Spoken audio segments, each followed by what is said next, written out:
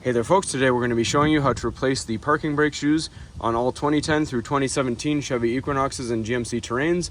Now with the vehicle safely jacked up and on axle stands and the wheel off, we're going to remove the caliper and brake rotor, so we're going to get you a better angle and show you how it's done. Alright, so first we have to remove these two 14mm bolts that hold the caliper on. This one you may need either an open end wrench or a swivel just to not get in the way of the brake line.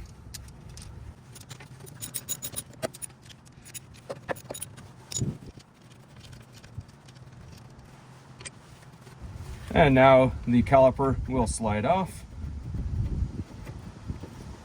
And we're just going to set it safely aside at the back without kinking the hose. Alright, next our pads come out. If you are reusing them, just be careful with them.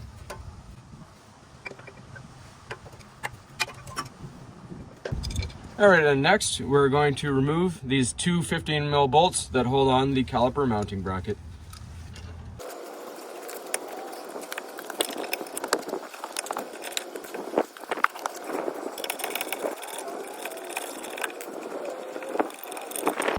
And your bracket will come off. Alright, then we need to remove this Torx T30 screw to get the rotor off.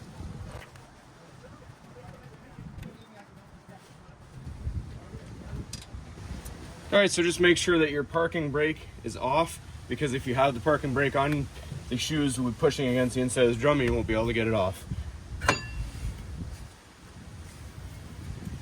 Alright, so we gently set our rotor aside. Alright, so we're going to remove this spring right here. We're going to use some needle nose pliers to get it off.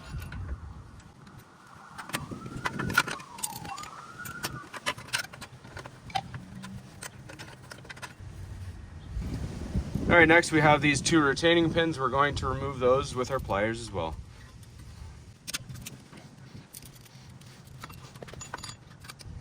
So we're going to squeeze and then we're going to push it in and twist it until it pops off. Just be careful it doesn't shoot away on you.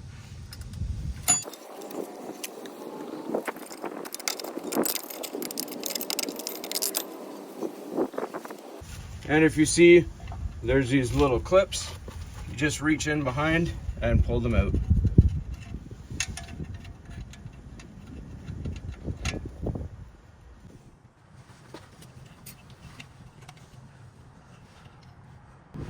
Alright, next we carefully spread the shoes apart and take off our adjuster here.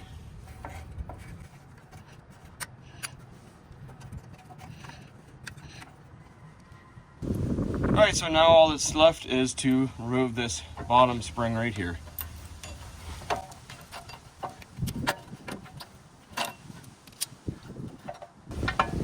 Alright, now the shoes will come off.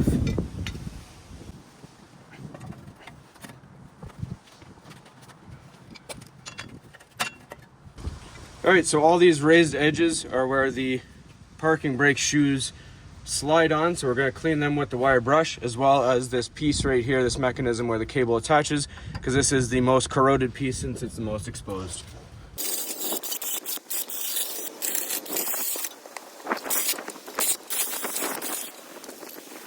Then we're going to use some brake cleaner and clean all this brake dust off.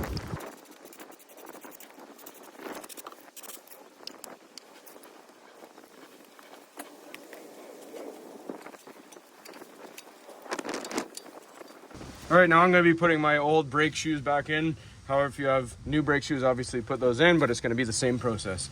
So we're going to start by putting a little brake grease on all these raised edges, because as I said before, the shoes ride on those edges. So just a thin layer on each.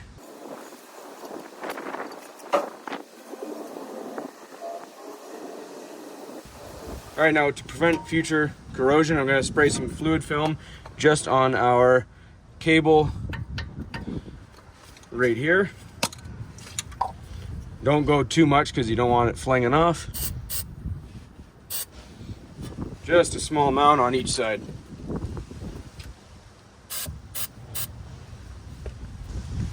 All right, so you put your parking shoes on the same way they came off. So if you see there's two different designs, put them facing like this. There is only one way it can go because your retaining clip sits higher up. So if you have it on backwards, you won't be able to get the retaining clip on, and you'll just know to flip it the other way.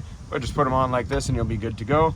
You have your groove right at the bottom here will go into your parking brake cable right here, and the other groove will go into the bottom just below it.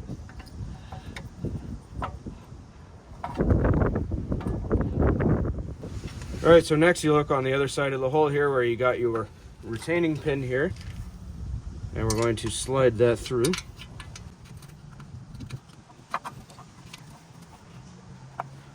You put your spring on.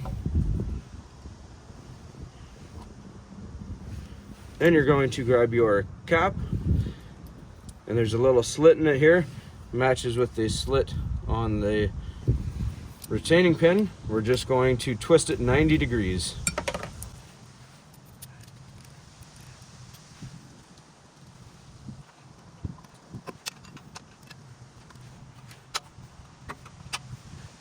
All right, we're going to do the same with the rear facing shoe. All right, so I like to put the retaining pin in the back first. Helps guide everything into place a little easier. Put your spring on.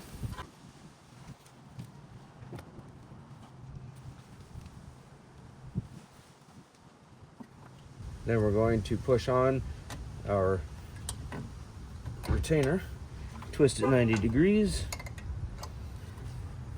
Then we get the springs on.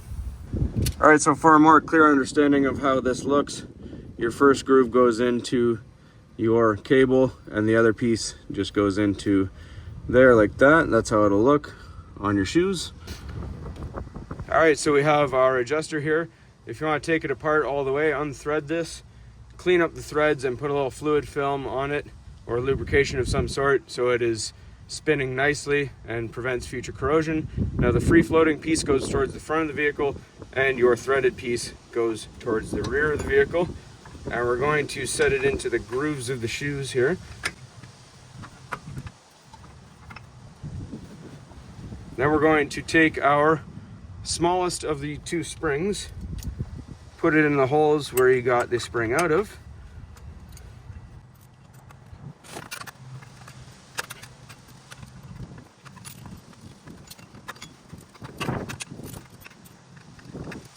Then we gotta get the bottom spring in.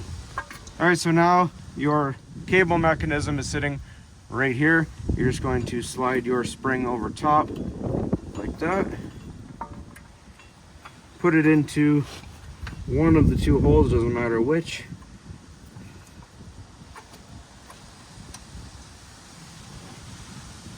And use your needle nose to pull it in. All right, so just a quick note, if you put the spring in the front shoe, it's for some reason a little bit easier to pull it towards the back shoe.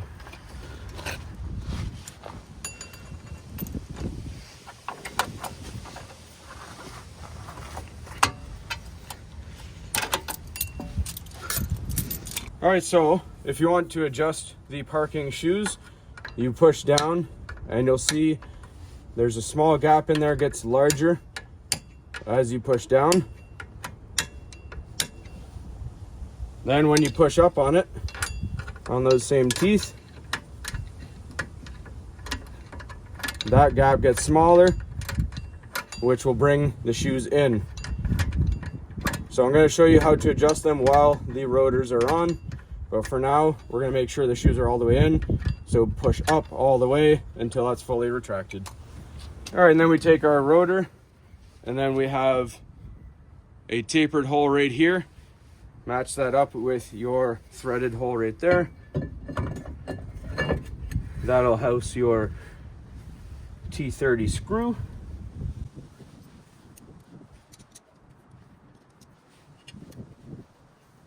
Snug this down nice and tight just by hand. All right, so now if you look at your rotor, you'll have this rubber piece here, a little grommet. you just remove that grommet, and then you have the hole facing about the 12 o'clock position. And this is a bit big, but you'll grab a thin flat blade screwdriver, reach it into the hole, and push it up or down according to which way you need to go to adjust your shoes. And you want to spin the rotor. You can hear it just starting to bite on the rotor. That's exactly where you want it. Once you're done, you push your grommet back on. Now we're going to get our pads and caliper back on now. All right, so anytime you do anything with brakes, always take the hardware clips off. And we're just going to wire brush all the metal surfaces here. Just make sure when you do that you don't hit the rubber boots, and then it'll be good and clean.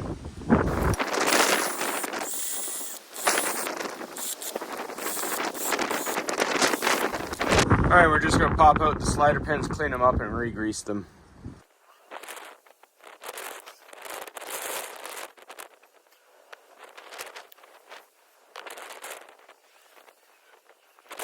All right, when you do this, you just want to make sure that they do pump in and out, and you'll be good to go.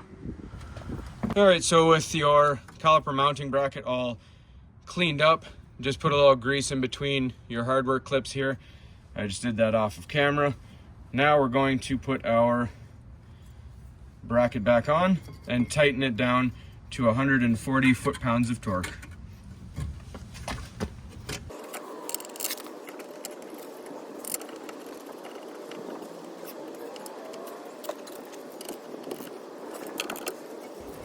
All right, then we're going to take our pads, put them into place.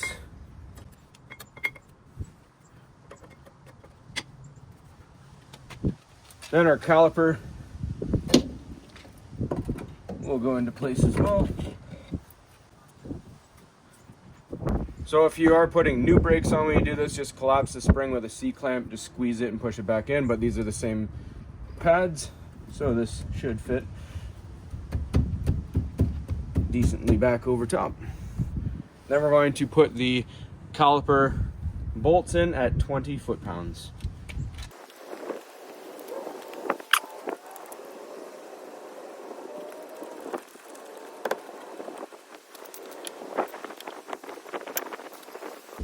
And if your slider pins want to free spin, just use a pair of vice grips to hold them in place while you torque the back bolt.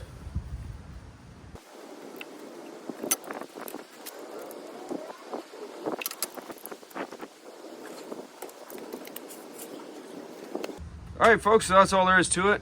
Torque your wheels down to 140 foot-pounds of torque and get your vehicle back on the ground safely and take it for a test spin and see how it goes. Hopefully you found this helpful, and as always, please don't forget to like and subscribe.